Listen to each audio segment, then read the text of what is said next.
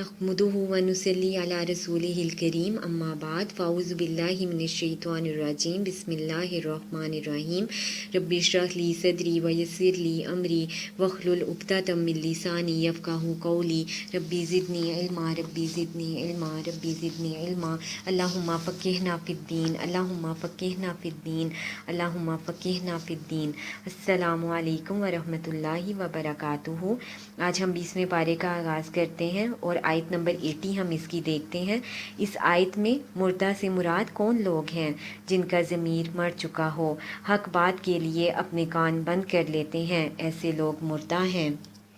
آیت نمبر 87 میں ہے کہ کون سے لوگ سور پھونکے جانے سے ہول نہ کھائیں گے۔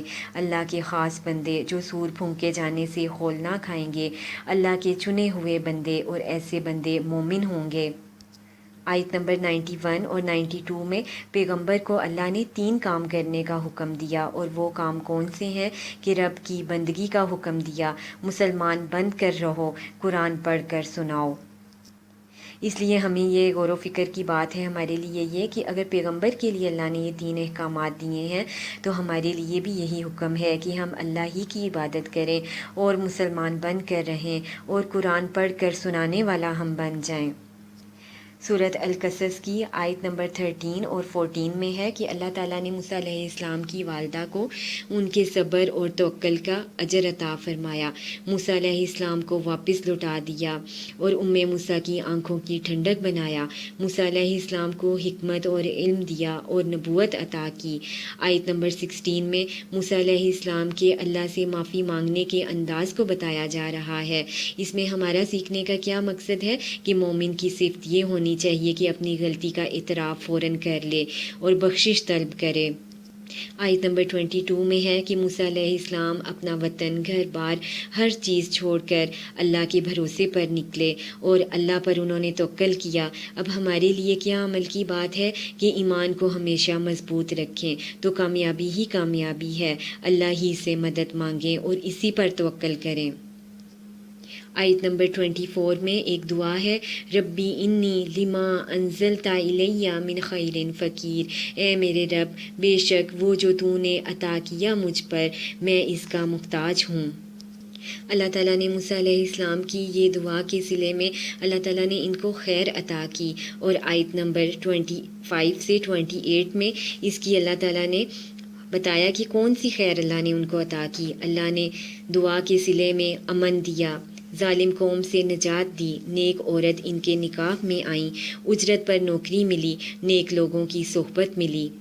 آیت نمبر 50 میں بتایا جا رہا ہے کہ اہل مکہ کو ایمان لانے سے ان کی خواہشات نفس کی پیروی نے ان کو روکے رکھا، کیونکہ جو بھی خواہش نفس کی پیروی کرتا ہے وہ بھلائی سے بہت دور ہو جاتا ہے۔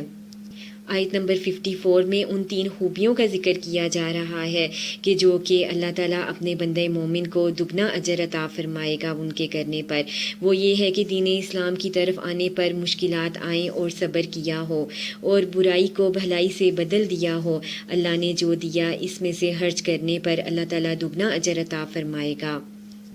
آیت نمبر 76 کی تفسیر سے ہمیں معلوم ہوتا ہے کہ قارون کے برے انجام کی وجہ آخر کیا تھی؟ علم و مال پر تکبر کرتا تھا، وہ دکھلاوا کرتا تھا، علم و مال کو اپنی طاقت سمجھتا تھا اور زینت کا اظہار کرتا تھا۔ اور ہمارے معاشرے میں بھی ایسے لوگ بکثرت پائے جاتے ہیں جو اپنے علم پر تکبر کرتے ہیں، غرور کرتے ہیں اپنے مال پر، غیر قوم سے دلی دوستی رکھتے ہیں، ان کی عادات اپناتے ہیں اور اپنی ہی قوم کو نقصان پہنچاتے ہیں۔ آیت نمبر 83 میں دارالآخرہ کن لوگوں کے لیے ہے؟ آخرت کا گھر ان کے لیے ہے جو دنیا میں اپنی بڑائی نہ چاہے، تکبر نہ کرے اور نہ ہی اترائے، نہ فساد برپا کرے۔ سورۃ العنکبوت آیت نمبر 2 میں ہے کہ ہر ایمان والے کی آزمائش ضرور ہوتی ہے، اس کے درجات بلند ہوتے ہیں، پس آزمائش پر نہ گھبرائیں۔ آیت نمبر 6 میں ہے کہ ہر انسان کی کوشش محنت کا فائدہ کس کو ہوتا ہے؟ اس میں انسان کا اپنا ہی بھلا ہے، جتنا جہاد کریں گے اتنا ہی اجر و ثواب ملے گا۔ آیت نمبر 10 میں ہے کہ لوگوں سے ملنے والی آزمائشوں کو فتنہ الناس سمجھنا چاہیے۔ ان حالات میں اب ہم نے کیا کرنا ہے؟ صبر کرنا ہے، اللہ سے مدد طلب کرنی ہے اور ثابت قدم رہنا ہے اور اپنے لیے بہت زیادہ دعا کرنی ہے۔ آیت نمبر 40 میں ہے، اس آیت کی روز سے نافرمان قوموں کے عذاب کی مختلف قسمیں بتائی گئی ہیں کہ موسیٰ علیہ السلام کی قوم کو پانی میں غرق کیا، قوم لوط پر پتھروں کی بارش ہوئی، نوح کی قوم پر طوفان آیا، سمود چیخ سے مرے۔ اب ان سزاؤں کی وجہ کیا تھی؟ انہوں نے خود پر ظلم کیا، شرک انہوں نے کیا اور توحید و رسالت سے انکار کیا، جو سزا کی وجہ بنی ان کی۔ اسی طرح اس پارے سے ہمیں معلوم ہوتا ہے کہ اللہ کو بھول کر بندوں کا سہارا لینا بھی شرک ہے۔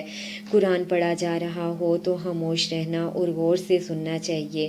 ہم ہمیشہ منہ سے خیر کے کلمات ہی نکالیں اور سنتے ہوئے بھی خیر ہی مانگیں۔ علم نہ ہو تو خاموش رہنا بہتر ہے، اور اپنے پیاروں کو ساتھ لے کر چلیں۔ عبادت کریں تو اپنے پیاروں کے لیے بھی دعا کریں اور ان کی ہدایت کے لیے بھی دعا کریں۔ بندہ مومن ہر حال میں دعا کرتا ہے اور اللہ کو یاد کرتا ہے، اس لیے بکثرت اپنے لیے اور اپنے گھر والوں کے لیے اور پوری امت مسلمہ کے لیے ہمیں دعا کرنی چاہیے۔